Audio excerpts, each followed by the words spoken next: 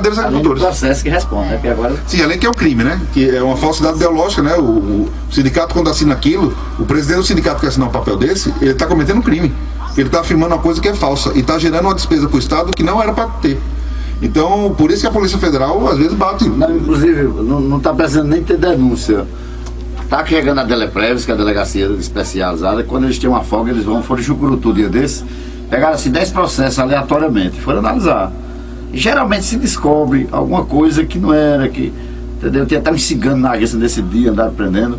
Não é preciso mais nem ninguém denunciar. O próprio sistema hoje, a presidência, administrativamente, ele tem um sistema de revisão permanente. A história da auditoria, o cara chega, pede 100 processos e aleatoriamente ele tira 10. E vai analisar esse processo, tá certo? E vai nas casas das pessoas.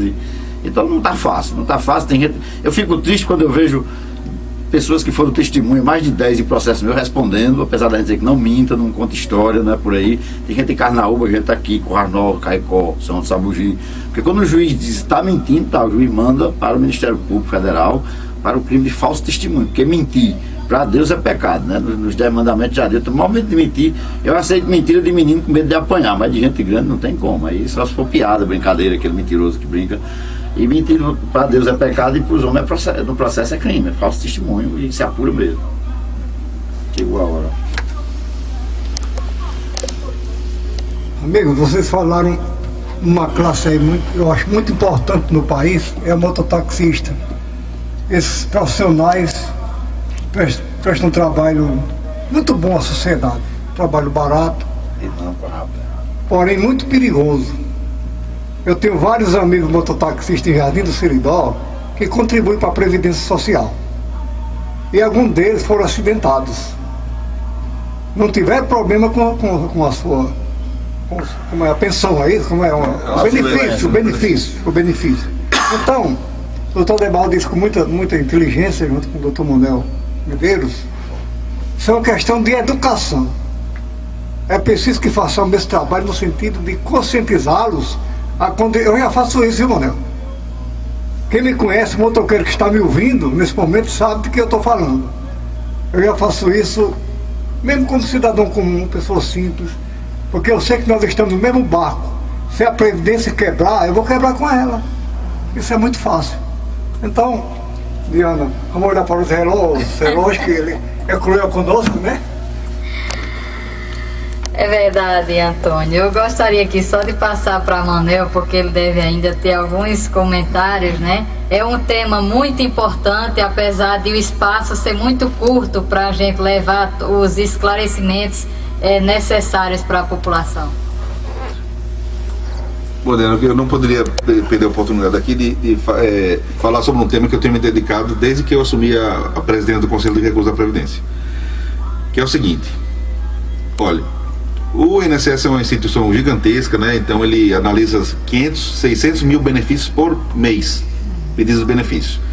É claro que numa quantidade dessa o INSS vai cometer eventualmente um erro. Ou um erro pelo volume de processo que ele analisa, ou um erro inclusive da aplicação do direito mesmo, né? Existem questões jurídicas envolvidas às vezes que o INSS entende de uma forma, e o que é importante é o seguinte: o segurado às vezes, e muitas vezes inclusive, não concorda com a decisão do INSS que lhe negou um benefício, certo? Então o que é que o segurado faz? Ele pensa em primeiro lugar: vou para a justiça, né? Vou para a justiça, vai para o poder judiciário. E a minha preocupação é exatamente essa, porque essa decisão de procurar logo o poder judiciário é uma decisão que implica um gasto imenso para o Estado, do Orçamento Federal.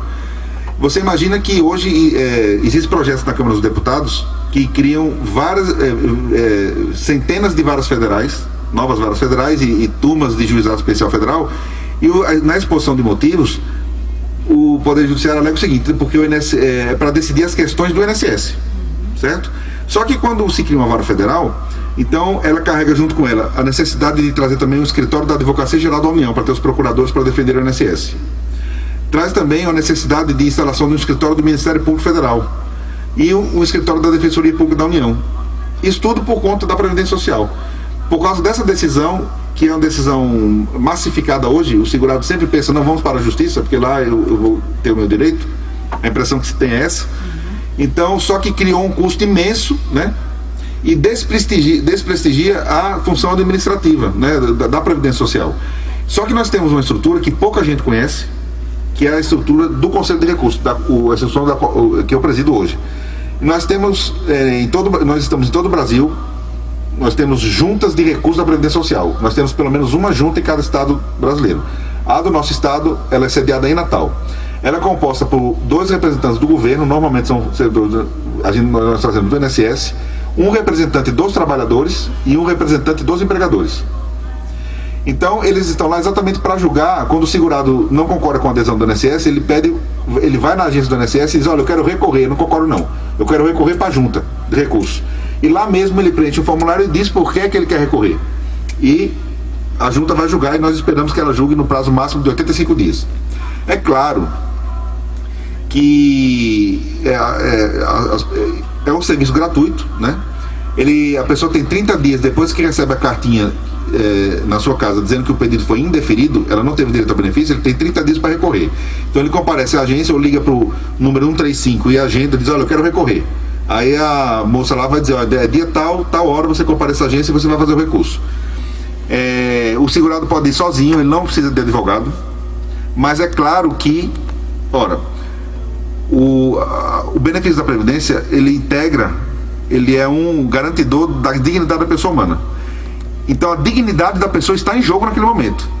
Embora ela possa comparecer sem advogado, mas é altamente recomendável que a pessoa procure a orientação do advogado e se faça representar por advogado para exercer esse direito, porque é a vida dela que está em jogo, é a dignidade dela, não é a vida, é a dignidade que está em jogo, né?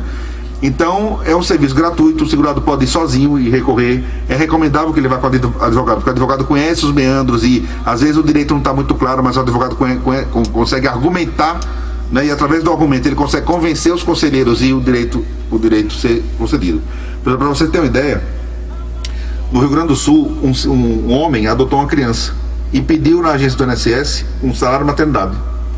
O INSS negou o benefício. Por quê? Porque a lei diz que o benefício do salário por maternidade é um benefício da segurada, ou seja, sexo feminino. Só que o cidadão homem adotou a criança. Então o INSS negou. Por quê? Porque o INSS não poderia dar interpretação dizendo que o segurado também tem. E esse cidadão recorreu para uma junta de recursos, que foi a junta de recursos do Rio Grande do Sul. A junta de recursos concedeu o benefício para ele, julgou, não, ele tem direito ao benefício. Por quê? Porque a Constituição diz lá que a lei não pode discriminar quando não haja justificativa. Se houve justificativa no passado, quando a lei da Previdência foi publicada, mas a sociedade evoluiu e hoje não há mais justificativa para isso, para que haja essa discriminação, porque o homem hoje pode adotar uma criança. Então, a junta de recursos, com base no princípio da dignidade da pessoa humana, né, e da não discriminação, concedeu o benefício. O INSS não se satisfez porque o seguinte: a junta de recursos não é do INSS. É um órgão que está no gabinete do ministro da Previdência. Então é uma estrutura fora do INSS, mas que julga e revê as decisões do INSS quando o segurado pede que seja revista. Então, essa questão, o INSS recorreu para o Conselho de Recursos em Brasília, que é a segunda instância nossa, e nós vamos julgar esse caso, né? O mês que vem vai ser julgado esse caso. Eu não sei qual é a decisão, tenho opinião própria, eu não participo do julgamento e nem influencio a adesão dos outros julgadores, mesmo porque eu não participo da turma de julgamento. Eu tenho uma opinião, né, jurídica em relação a esse tema, inclusive no sentido de que a decisão da turma lá do Rio Grande do Sul está correta, né, porque a sociedade mudou e isso é uma realidade social e a gente tem que atualizar a letra da lei. Mas eu não sei qual é a adesão que vai sair.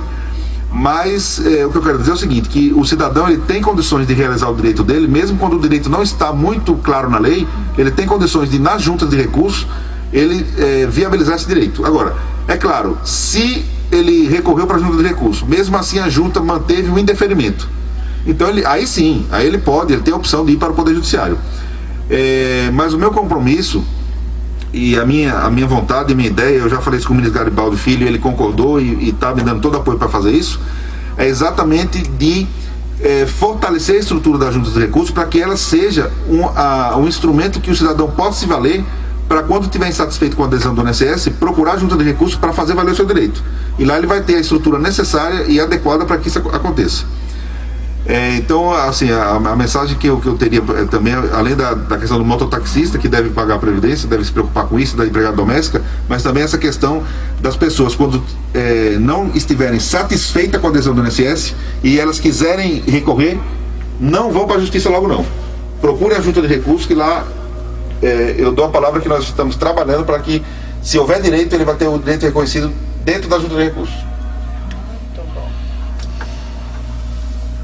Então, eu gostaria aí de passar aí para seu Antônio também, que ele deve fazer as suas considerações finais, né? Mas assim, dizer, Manel, que é um prazer, uma satisfação imensa de tê-lo aqui para prestar esses esclarecimentos à população. Eu tenho certeza que muita gente hoje ficou esclarecida, porque realmente não tinha conhecimento sobre a Previdência, e isso é importante para o cidadão, é uma questão de dignidade, realmente. E assim, agradecer também a doutor Ardebal, que veio aqui interagir conosco, contribuiu e muito, né, para a população, aí a seu Antônio Macena, né, ao nosso jornalista aí que está nos acompanhando, né, fazendo a cobertura total. Então, assim, e o programa Nossa Opinião, né, nós estamos sempre à disposição, né, para prestar esclarecimento à população. E assim, para nós foi uma satisfação muito grande poder contar com seu apoio, com seus esclarecimentos. No próximo sábado, amigos, nós teremos aqui conosco o pré-candidato a prefeito de Acari, Isaías Cabral. Esse programa é misturado, é política, é previdência social, entendeu? A gente faz um programa aqui que está realmente agradando o povo. Mas, amigos, eu quero agradecê-los, não tenho nem palavra para agradecê-los. Manel veio de Brasília, doutor Ardebal Veio da cobra. Veio lá da cobra. Vou voltar pra lá. Capaz até de ser picado por ela, né, doutor? Então, enfim, quero agradecer a Márcio, o nosso jornalista Naquide, e parabenizá-lo por você trabalhar por um grande homem, um grande ser humano que eu conheço de perto, Garibaldi Alves Filho, um grande ministro. E muito obrigado por tudo e um abraço. Estou lançando um livro. Se quiser, pode. Eu queria agradecer também a oportunidade, né? Sempre é um tema que eu gosto muito, né? E queria agradecer essa oportunidade, Macena, ter a honra aqui de ter debatido esses temas com meu amigo Ardebal, né? Colega de turma, colega também de profissão, né? Márcio também, que da Justiça do Trabalho, que também tem um tema muito, muito próximo, né? A Previdência Social. E, Macena, falar realmente dessa satisfação em trabalhar com o ministro Garibaldi. Como a Ardebal falou, que ele veio trazer um novo olhar, né, para a Previdência Social. Ele é um cidadão muito simples e ele fala dos temas da Previdência sem a carga julgadora, né, que os governos anteriores, a gente vê sempre ministro achando que o segurado tem culpa do débito da Previdência, e ele não traz essa carga. Ele é um cidadão extremamente simples, né, na sua postura, e que tem encantado a todos a Previdência. Ele gostou da Previdência, ele falou principalmente do abacaxi, mas ele parece estar gostando de descascar o abacaxi, viu? Que ele transparece isso, que gostou muito da Previdência Social e encantou toda a estrutura, né? Todos da Previdência admiram muito o ministro Garibaldi pela sua simplicidade, pela sua humildade, e realmente isso até porque sou conterrâneo dele, e me orgulha muito, né? Essa imagem que ele criou, né? Que ele carrega com ele, me orgulha muito. E tenho um prazer imenso, satisfação imensa de ter primeiro recebido o convite, né? E de ter a satisfação de trabalhar com ele no dia a dia. Não, eu agradeço, né? Todo mundo aqui me conhece. Prazer de rever o Manel, meu amigão. Acaba que tem uma visão diferente. Eu estou escrevendo um livro aí desses 20 anos de Previdência, que a primeira ação da Previdência eu ajuizei em 93. Duas pessoas de Acari procuraram a gente, eu era do Sint, procuraram, eu fui, depois é que continuei ajuizando. E estou tentando dar contribuição, um livretozinho de 60, 70 páginas sobre noções básicas de previdência em área rural, onde a gente fala desde a perícia, desde os direitos, essa coisa das mudanças, né, como é que é um processo que você não precisa nem ir com um advogado, é bom que vai, claro. Agora, o grande problema é porque, inclusive, a justiça só aceita um pedido de direito previdenciário se já tiver sido negado. Como às vezes a conta demorava, as pessoas ficavam 1 ano, 8 meses, 6 meses, então elas já corriam para a justiça. E eu percebo, uma vez, o doutor Jailson, o juizado está se prestando a ser um mero concessor ou negador de extensão da Previdência, né? Mas aí essa coisa está começando a mudar, acho que com pessoas como você, quem sabe as turmas têm um papel de rever. Por exemplo, minha esposa tem um benefício suspenso aqui, ela está doente, que o médico dela disse, que inclusive um deles é perito, ela vai recorrer. Porque nos pedidos médicos a gente sempre vê que quando o médico suspende o benefício ou nega, geralmente às vezes o outro concede. Isso aí tem, né? Obrigado, boa noite.